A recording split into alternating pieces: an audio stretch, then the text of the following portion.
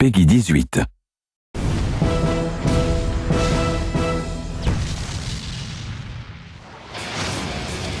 We didn't really have any expectation it would hit as big as it did. I mean, obviously when you make these things, you have a lot of passion and a lot of expectations for it, but the way it took off was way beyond our expectations. Doom was out, and Apogee also had their own Rise of the Triad game, and just a ton of other 3D games like that. So that's where it was decided to take Duke 3D.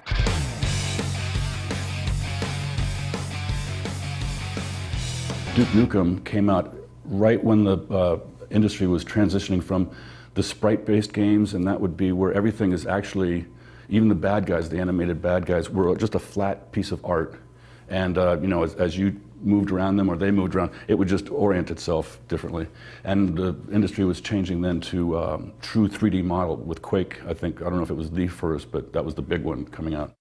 It was decided once we went 3D, you can explode the world a lot larger than it used to be. So the personality and the character and the attitude came through. But even a lot of that wasn't until the end of the game, because as we said earlier, I did the voice of Duke Nukem, just 2 words in Duke Nukem 2. And Duke Nukem was mute through the bulk of the development of Duke 3D. He didn't talk until right at the end when it was decided that, hey, most of these characters don't ever say anything, why don't we do one with a voice? I was approached by a casting director in San Diego, where I live, who was in touch with George Broussard. And George wanted a character voice for Duke that would really bring out the anger and the comedy of this character. Looks like those alien bastards shot up my ride. The very beginning was, like I said, there was 2 guys downstairs, which was Alan Blum, Todd Rupogel, and another artist. And they were putting it together. But the artwork was less than the quality they desired. And based on that, that's when George Broussard got together with Todd and Alan and decided that they were going to throw our entire development team, the in-house development team at Apogee and now 3D Realms, at the project. And so it was already underway, and our key was to develop it into something that could be really, really good. I wanted to get involved with Duke, so I applied at 3D Realms, got a job there, and came down and just had a ball working on it with one of my other co-founders of Gearbox, Randy Pitchford. I didn't become a professional game maker until the mid-90s. I didn't even imagine that such a thing was possible. It was always a hobby for me. So I looked around, and I eventually I got some job offers, and I accepted a job offer in Texas. And I came out to work for a company called 3D Realms. And the first game that I got involved with as a professional game maker was Duke Nukem 3D. Duke Nukem 3D was the hit that it was because of for multiple reasons. Again, we got to spend most of our time making it fun. We play tested the hell out of it. We played every level over, and every night we would play test the game. Which is not typical nowadays. That was one of the most fun recording experiences I've ever had, doing Duke 3D. The writing on the game, the lines that I had to deliver were outrageous and funny to me. I would say that the recording sessions took perhaps a little longer than they should have, because I had a hard time keeping a straight face reading some of the Duke Nukem lines. I came here to kick ass and chew bubble gum, and I'm all out of gum. We would sit around and somebody would have an idea about, oh, it'd be cool if he said this, or it'd be wonderful if he went ahead and shot this Mickey Mouse character, or I shouldn't say Mickey Mouse, a mouse-type character at an amusement park, or something like that, and then say, man, that was annoying. Almost all of the really good ideas would start, we'd all, like, either the smoke breaks or while we're eating, someone would have a little spark of an idea. And then a second person would add to it, like 5 minutes later, think, oh, you know what else? And then the third person, and once that third person had added their part, the idea was just like, yeah, we got to do that.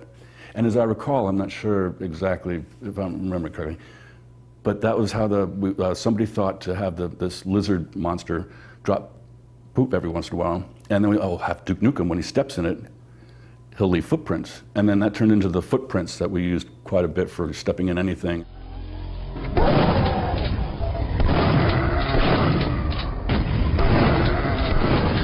There was a little bit of the Duke personality in Duke 2, because in Duke 1 and 2, yes, there were characters. There was Duke Nukem and Dr. Proton and things of that nature. But the character, the essence of what made the character what it is now, wasn't so much, it wasn't almost wasn't there at all in the first one. And there was just tidbits of it in the second game.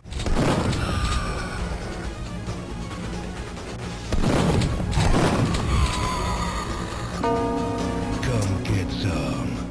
How much of Duke is in you? Well, every time I go to the bathroom, I realize that I get about 10 points of health, and I always, you know, much better. Oh, yeah. We didn't know precisely what we had with that game. We knew it was good, but there's lots of good games that never take off, and it just took off. George Broussard and Scott Miller, who were, you know, the owners of Apogee, a publishing company, and 3D Realms, a label that you know, launched Duke 3D. These guys really did a lot to help spawn an industry here in Dallas, and really created the first-person genre. The combination of violence, not real violence, no one's really getting hurt, the combination of violence and humor, to me, is just, and the Stooges, and I mean, there's a lot of examples of that. I'm not sure why that blend is so good, but particularly for me, I like it. So I knew all along that the game was going to do well. Oh, I didn't know it was going to do well, but I knew we had a hit. It's just really nice to see seeds that are planted grow into what it's become. You can't ever expect that, but when it happens, it's magic. We had a blast. We just had a really good time with it. The question was, what were we going to move on to next? And I think, in my case, I moved on to another game called Shadow Warrior, which came out shortly after that. But Alan and Todd and a few other people, basically they were already delving into the next project, which was Duke Nukem Forever. People just want to play stuff. And you know, we did Duke 3D and people enjoyed it, and we did the expansion pack and people enjoyed that. And people just want a sequel. They just want to play something.